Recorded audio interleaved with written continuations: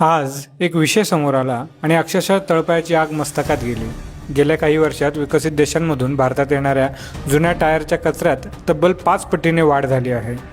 जगातील विकसित राष्ट्रांना आपली जमीन आणि पाणी प्रदूषित करायचं नाहीये, म्हणून हा सगळा कचरा भारताच्या गळ्यात मारला जातोय. 2017 ते 25 दरम्यान या देशांनी तब्बल 71 लाख मेट्रिक टन टायरचा कचरा भारतात डंप केलाय.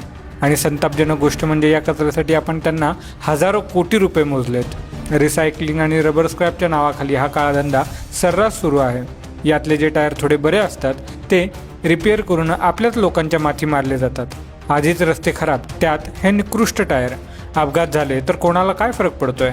आणि जे निकामी असतात ते पालघरचा वाडा आणि मध्य प्रदेशच्या मनोरसारख्या ग्रामीण भागातील भट्ट्यांमध्ये 500 अंश सेल्सिअसवर जाळले जातात. या प्रदूषणामुळे आजूबाजूच्या शेतांवर, घरांवर काळ्या राखेची चादर पसरली जाते. पाणी विषारी बनत जातं आणि कॅन्सरच्या केसेस प्रचंड प्रमाणात वाढतात. 2022मध्ये या आयातीवर कागदावर बंदी आली, पण टायरऐवजी रबर स्क्रॅप अशी शब्दांची पळवाट शोधून हा खेळ सुरूच आहे. निसर्गाची आणि आपल्या आरोग्याची ही कसली किंमत आपण मोजतोय? हा व्हिडिओ जास्तीत जास्त शेअर करा. जागृती पसरवणं आपल्या हातात आहे, कारण हा प्रश्न फक्त पर्यावरणाचा नाही, आपल्या अस्तित्वाचा आहे.